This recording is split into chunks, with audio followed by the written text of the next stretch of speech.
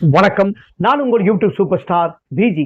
இன்னைக்கு தியேட்டர் ரிலீஸா இருக்கும் திரைப்படம் நிழல் படத்தின் திரைமசனம். இந்த திரைப்படத்தில் அப்படி என்னங்க சொல்ல வந்தாங்க? அந்த பெண்ணுக்கு நீதி கிடைச்சதா? நீதி கிடைக்கலையா? டாக்டர் அம்பேத்கர் உருவாக்கின சட்டம் ஏழைகளுக்காக உருவாக்கப்பட்ட சட்டம். அந்த ஏழைகளுக்கு ஏதாவது ஒரு நியாயம் கிடைக்கணும். ஏன்னா ஏழைங்களுக்கு சொத்து இருக்குதோ இல்லையோ, நமக்கு நீதி கிடைக்கணும், சட்டம் கிடைக்கணும் தான் டாக்டர் அம்பேத்கர் அவர்கள் சட்டத்தை உருவாக்கினார். ஆனா அந்த சட்டம் ஏழைங்களுக்கு செயல்படுதா? பணம் யார்கிட்ட இருக்கு, பணம் யார் அதிகமா வச்சிருக்காங்களோ அவங்களுக்கு மட்டுமே சட்டம் வேலை செய்யுது. குழப்பறணும். இந்த படத்தோட கதை என்னன்னு தெரிஞ்சுக்கிறதுக்கு முன்னாடி கல்லாப்பட்டி தமிழ் யூடியூப் சேனலை மறக்காம சப்ஸ்கிரைப் பண்றங்க, லைக் பண்றங்க, ஷேர் பண்றங்க. வாங்க பார்ப்போம்.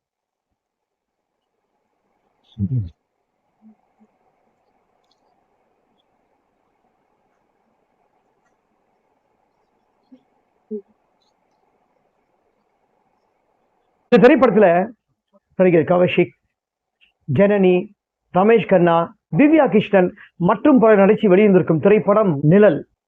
இந்த திரைப்படத்தோட writer and director AK Kumar.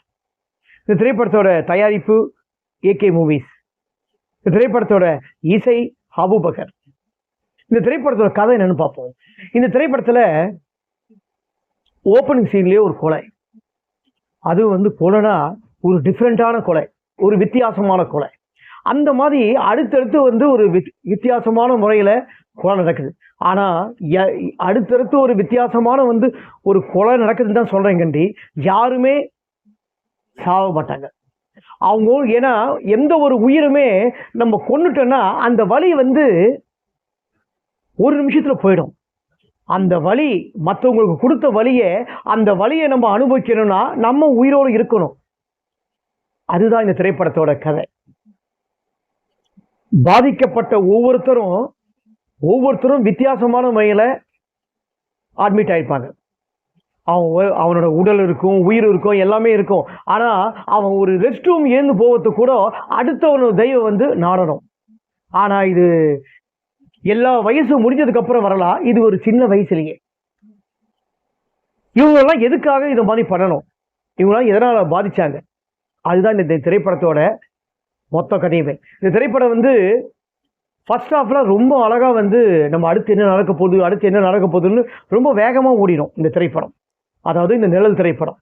Second ஹாஃப்ல நம்ம இந்த கொலை செய்யப்பட்ட உண்டான காரணம் என்ன, அதாவது கதாநாயகன் என்ன சொல்றான்னா, நீதி கிடைச்சே ஆகும். அது யாரா இருந்தாலும் ஆதாரத்தோட எடுத்துட்டு போய் சட்டத்து முன்னாடி கூண்ட நம்ம நிக்க வைக்கணும் அப்படின்னு சொல்லி இந்த திரைப்படத்துல நிக்க வைக்கிறாங்க. ஆனா இந்த திரைப்படத்துல அந்த 3 பேர் வெளியில வந்தாங்களா இல்லையா, 3-4 பேர் இருக்கும். அவங்க வெளியில வந்தாங்களா இல்லையா, அவங்க உள்ள போனாங்களா இல்லையா, என்ன தப்பு பண்ணாங்க, அதுதான் திரைப்படத்தோட மொத்த கதையுமே. ஆனா இந்த திரைப்படத்துல என்ன சொல்ல வந்தாங்கன்னா, டாக்டர் அம்பேத்கர் அவர்கள் சட்டத்தை ஏழைகளுக்காக உருவாக்கப்பட்ட சட்டம். அந்த சட்டம் எதுக்குன்னா, ஏழைகளுக்கு சொத்து இருக்குதோ இல்லையோ, அவங்களுக்கு எதனா ஒரு நியாயம் கேட்டு போனாங்களா, அந்த சட்டம் ஏழைகளுக்கு சாதகமாக முடியணும், அந்த சட்டம் ஏழைகளுக்கு உதவணும். அப்படிதான் டாக்டர் அம்பேத்கர் அவர்கள் சட்டத்தை உருவாக்குனாரு. ஆனா இன்னைக்கு அப்படிப்பட்ட ஒரு சட்டம் ஏழைகளுக்கு செயல்படுதா? செயல்படல. ஏழைகளுக்கு நியாயம் கிடைக்குதா? இல்ல இல்ல. அந்த சட்டம் யாருக்கு அப்போ, அதாவது டாக்டர் அம்பேத்கர் அவர்களோட உருவாக்கப்பட்ட சட்டம் யாருக்கு செயல்படுது, யாருக்கு லாபம் தருது? பணக்காரங்களுக்கோ, தொழிலதிபர்களுக்கோ, அரசியல்வாதிகளுக்கோ, தப்பு பண்ற பலவிதமான கவர்மெண்ட் ஆபீசர் அதிகாரிகளுக்கும் டாக்டர் அம்பேத்கர் அவர்கள் உருவாக்கப்பட்ட சட்டம், பணம் இருந்தால்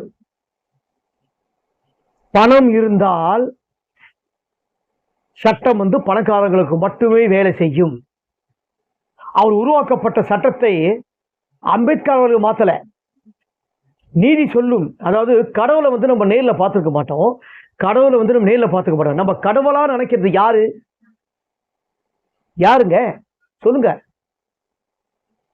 அந்த ஜட்ஜ்மெண்ட் சொல்றாரு பாருங்க, ஜட்ஜ். அந்த ஜட்ஜ்மெண்ட் தீர்ப்பு சொல்றவரே அதாவது எல்லா விதமான பிரச்சனைகளும் கேட்டு அந்த தீர்ப்பு சொல்ற ஜட்ஜையா தான் அந்த ஏழைங்க வந்து நியாயம் கிடைக்கிற என்ன தீர்ப்பு சொல்ல போறாரோ அப்படின்னு சொல்லி கடவுளா நினைச்சு கும்பிடுறாங்க ஜட்ஜ் ஐயாவே. ஆனா அந்த ஜட்ஜ் ஐயா வந்து ஏழைகளுக்காக உதவுறாரு. அந்த சட்டத்தை டாக்டர் அம்பேத்கர் அவர்கள் உருவாக்கப்பட்ட சட்டத்தை அப்படியே மாத்தி பணக்காரங்களுக்கு சாயிறாரு, ஏழைங்களுக்கு அப்படியே சாயிறாங்க.